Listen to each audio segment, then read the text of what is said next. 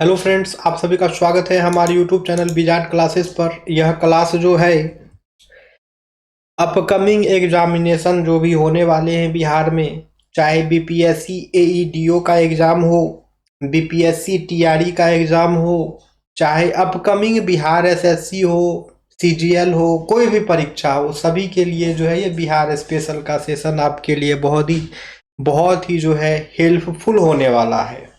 तो चलिए स्टार्ट करते हैं। सबसे पहला क्वेश्चन है, बिहार की सबसे लंबी नदी कौन सी है? तो बिहार की सबसे लंबी नदी जो है गंगा नदी है। बिहार की सबसे लंबी नदी जो है गंगा नदी है।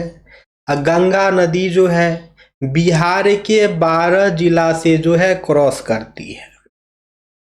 अब है कोसी नदी को किस नाम से जाना जाता है? तो कोसी नदी को जो है बिहार के शोक के नाम से जाना जाता है। कोसी नदी को भाई बिहार का शोक क्यों कहते हैं?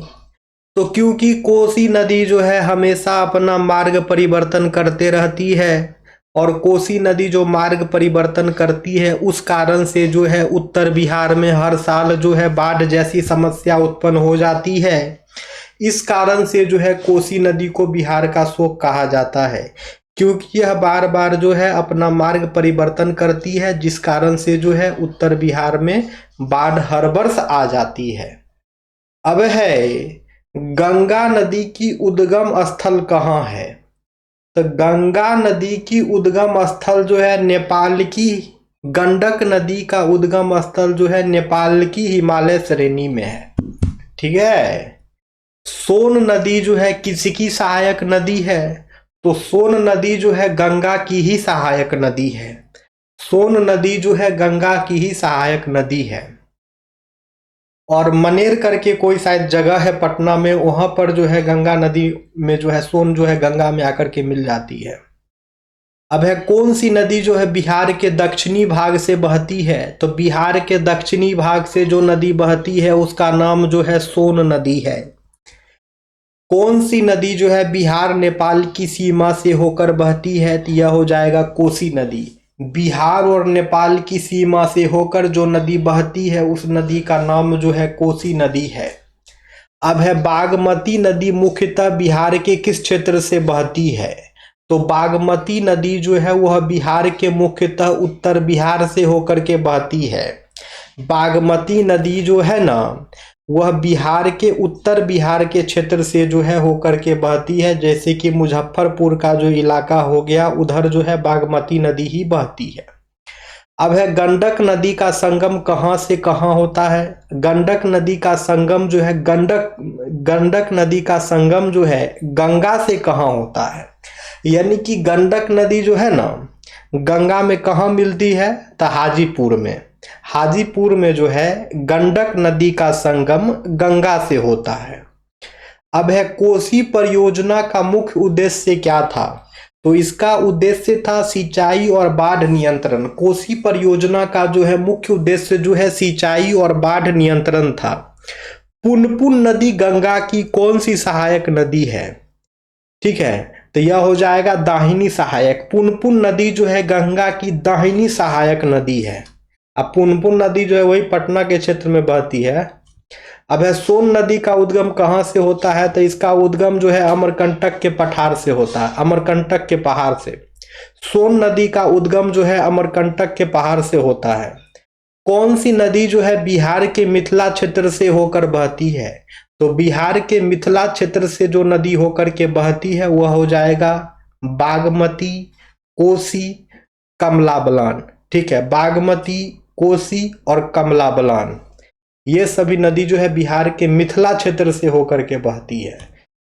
कमला बलान नदी की मुख्य विशेषता क्या है? तो यह जो है नेपाल से निकलती है। यह बिहार में जो है बार बार बाढ़ भी लाती है, और साथ ही साथ जो है यह दरभंगा से होकर के भी गुजरती है। तो यह चारों ऑप्शन जो है कमला बलान के बारे में सही है।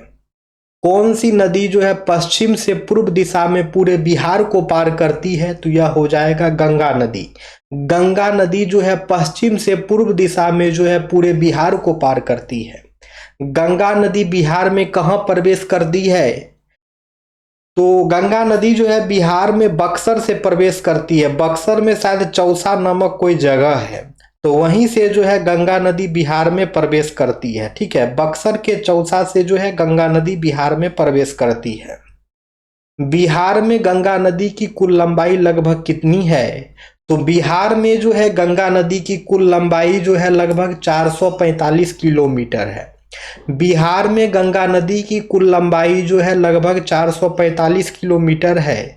लेकिन ऐसे गंगा नदी का लंबाई देखा जाए बिहार छोड़ के टोटल इंक्लूड करके, तो टोटल जो है गंगा नदी की लंबाई जो है 2525 किलोमीटर है। गंगा नदी जो है कहाँ से निकलती है? तो गंगोत्री से। ठीक है, कौन सी नदी जो है भागलपुर जिले से होकर गुजरती है? तो यह हो जाएगा गंगा नदी। गंगा नदी जो है भागलपुर जिला से होकर के भी गुजरती है। कोसी नदी का संगम गंगा से कहाँ होता है? तो कटिहार के पास। कटिहार में एक जगह है कुरसैला, तो कटिहार में जो कुरसैला जगह है ना, वहीं पे कोसी नदी का संगम जो है गंगा नदी से होती है। कौन सी नदी पटना शहर के दक्षिण से बहती है? तो यह हो जाएगा पुनपुन नदी। बिहार की अधिकांश नदियां किस दिशा से बहती है? तो उत्तर से दक्षिण की ओर। कौन सी नदी जो है बिहार की बाढ़ समस्या से सबसे अधिक जुड़ी हुई है? तो अभी ये बताए थे कोसी नदी है। कोसी नदी जो है बिहार में हमेशा बाढ़ लाती है। बाढ़ लाने का कारण क्या है? तो यह अपना मार्ग परिवर्तन हमेशा करती है। मार्ग परिवर्तन करती है, उसी रीजन से जो है ये बिहार में हर साल बाढ़ ला देती है। कौन सी नदी है बिहार के पश्चिमी भाग में बहती है और गंगा की दाहिनी सहायक है? तो यह हो जाएगा सोन नदी। त्रिवेणी नहर परियोजना किस नदी से संबंधित है? तो गंडक नदी। त्रिवेणी नहर परियोजना जो है गंडक नदी से संबंधित है। बागमती नदी मुख्य रूप से किस राज्य से होकर आती है? तो यह हो जाएगा नेपाल। बागमती नदी जो है अगर देखा जाए तो वह मुख्य रूप से जो है नेपाल से होकर के बिहार में आती है। गंडक नदी को स्थानीय रूप से किस नाम से जाना जाता है? तो नारायणी के नाम से। गंडक नदी को जो है स्थानीय रूप में जो है नारायणी के नाम से जाना जाता है। कौन सी नदी जो है बिहार और झारखंड के बीच प्राकृतिक सीमा बनाती है? तो बिहार और झारखंड के बीच में जो नदी प्राकृतिक सीमा बनाती है उसका नाम जो है सोन नदी है। सोन नदी जो है बिहार और झारखंड के बीच जो है प्राकृतिक सीमा बनाती है। कौन सी नदी है जो पटना के पास गंगा से मिलती है? तो यह हो जाएगा पुनपुन नदी। पुनपुन नदी जो है पटना के पास गंगा से मिल जाती है। कौन सी नदी है पूर्णिया और कटिहार जिलों से होकर के गुजरती है? तो यह हो जाएगा कोसी नदी। कोसी नदी जो है पूर्णिया और कटिहार जिला से होकर के गुजरती है। पुनपुन नदी का संगम स्थल कौन सा है? तो पटना के पास। कौन सी नदी पश्चिमी चंपारण जिले से होकर गुजरती है? तो गंडक नदी। पश्चिमी चंपारण में जो है गंडक नदी बहती है दोस्तों, याद रखना है। बिहार की कौन सी नदी जो है गंगा की सबसे बड़ी सहायक नदी है? तो यह हो जाएगा कोसी नदी। कोसी नदी जो है बिहार में गंगा की सबसे बड़ी सहायक नदी है। कौन सी नदी जो है दरभंगा जिले में बाढ़ के लिए मुख्य कारण बनती है? तो यह हो जाएगा कमला बलान। कमला बलान जो है दरभंगा में बाढ़ की मुख्य कारण है। कौन सी नदी है भागलपुर के पास विक्रमशिला के निकट बहती है? तो यह हो जाएगा गंगा नदी।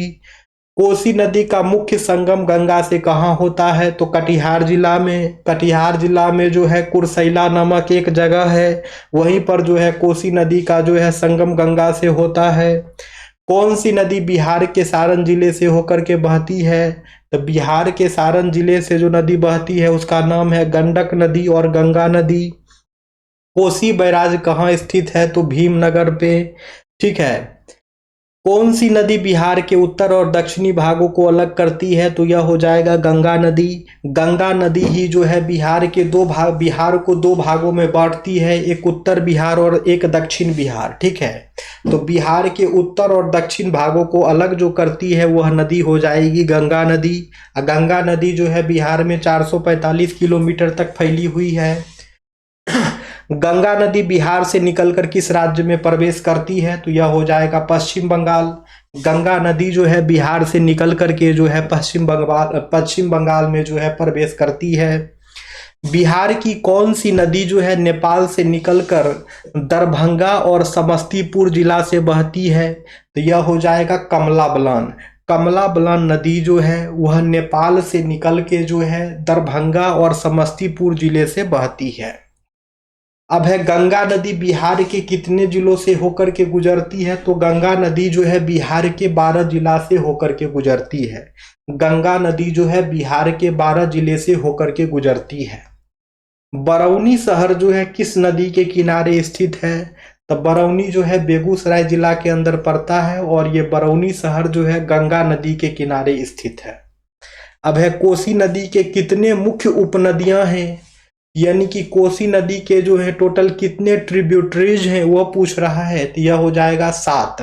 कोसी नदी के जो है 7 मुख्य उपनदियां हैं, जिसके कारण जो है कोसी नदी को जो है सप्तकोसी के नाम से भी जाना जाता है। अब है कौन सी नदी जो है मुजफ्फरपुर और सीतामढ़ी जिलों से होकर के गुजरती है? तो यहां से जो है बागमती नदी गुजरती है। ठीक है, यहां से जो है बागमती नदी गुजरती है। अब है बिहार के दक्षिणी क्षेत्र की सबसे महत्वपूर्ण नदी कौन सी है? तो सोन नदी है। कौन सी नदी गया जिले के पास बहती है? तो गया जिला के पास जो नदी बहती है उसका नाम है फल्गु नदी। ठीक है, आगे आते हैं। फल्गु नदी किन 2 नदियों के संगम से बनती है? तो लीलाजन और मोहना। लीलाजन और मोहना नदी के संगम से जो है फल्गु नदी बनती है। अब है कौन सी नदी बिहार के पश्चिम से पूर्व दिशा में लगभग 445 किलोमीटर बहती है? तो अभी बताए थे गंगा नदी हो जाएगा। कौन सी नदी का डेल्टा किस राज्य में कोसी नदी का डेल्टा जो है किस राज्य में बनता है? तो पश्चिम बंगाल में। कोसी नदी का डेल्टा जो है पश्चिम बंगाल में बनता है। कौन सी नदी नेपाल के त्रिवेणी घाट के पास भारत में प्रवेश करती है? तो गंडक नदी हो जाएगा।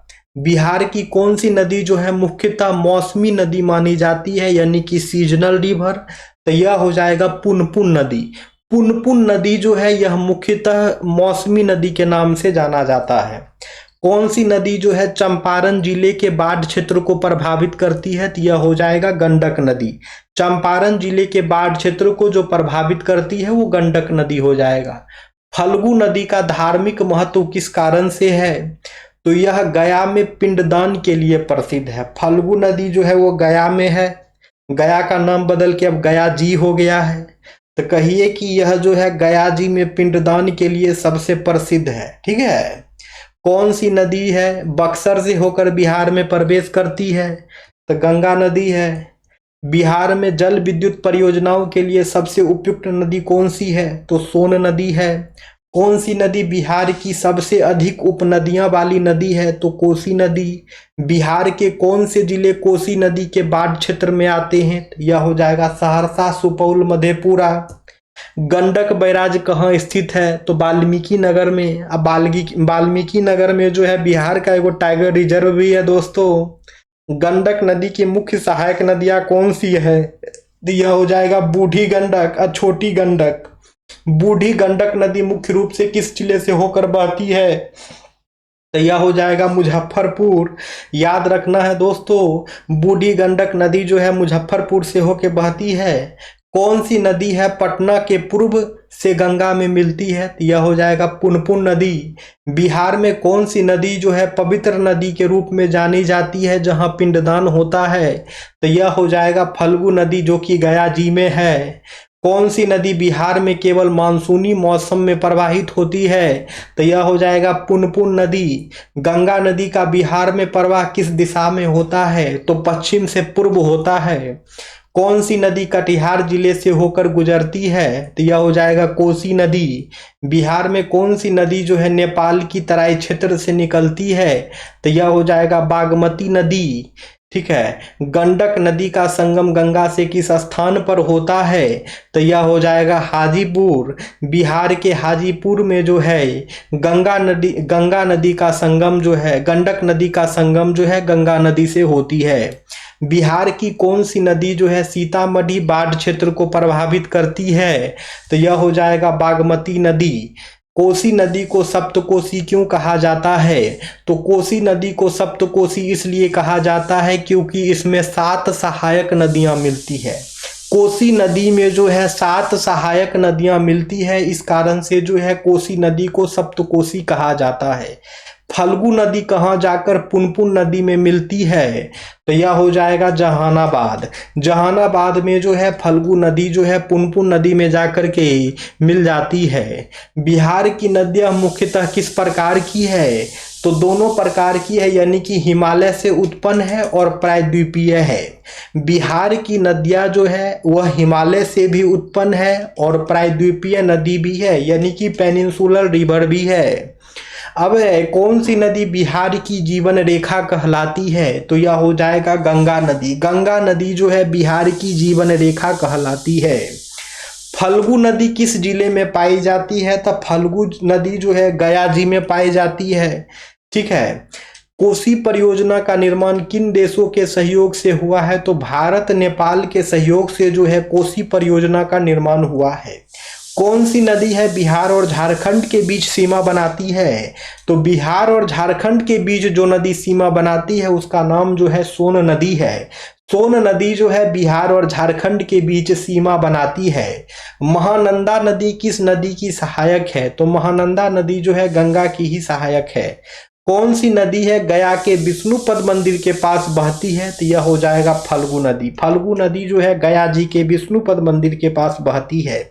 कौन सी नदी जो है गया जिले में सूखी नदी के रूप में जानी जाती है? तो यह हो जाएगा फल्गु नदी। फल्गु नदी जो है बिहार के गया जी जिले में फल्गु सूखी नदी के रूप में जानी जाती है, फल्गु नदी। ठीक है। बिहार में सबसे अधिक बाढ़ किस नदी से आती है? तो कोसी नदी से। बिहार में जो सबसे अधिक बाढ़ आती है दोस्तों वो कोसी नदी के कारण आती है। अब है कोसी नदी को 7 नदियों की नदी कहा जाता है।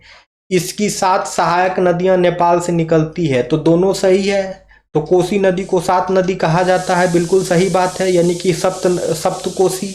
और इसकी 7 सहायक नदियां हैं जो कि नेपाल से निकलती है, तो ऑप्शन ए करेक्ट है। अब है फल्गु, इसका आंसर देख लीजिए, दोनों सही है और आर ए की सही व्याख्या करता है, यानी कि फल्गु नदी का अधिकांश भाग जो है वर्षा ऋतु को छोड़कर सूखा रहता है, सही बात है। यह नदी भूमिगत जलधारा के रूप में बहती है, यह भी सही बात है। अब है करेंट अफेयर्स का क्वेश्चन।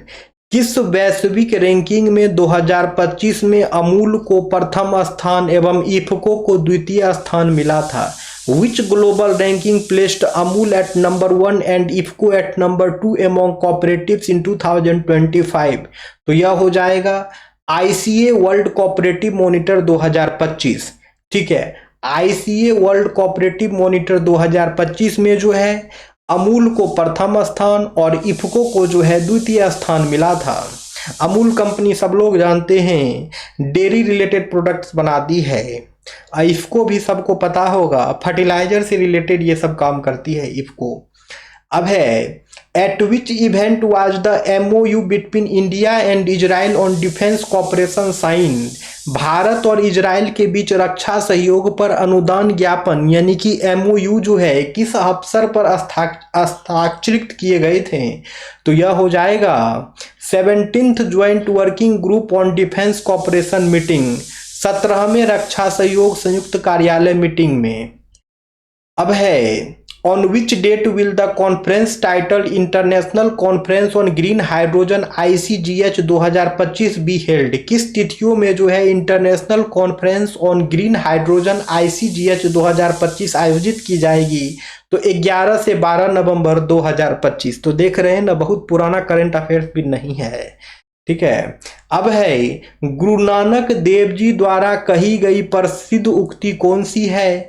तो यह है ईश्वर एक ही है, उसका नाम सत्य है, वह सृष्टि करता है, निडर और निर्भय। अब है तेलंगाना के AI इनोवेशन हब का मुख्य उद्देश्य क्या है? What is the main purpose of Telangana AI innovation hub?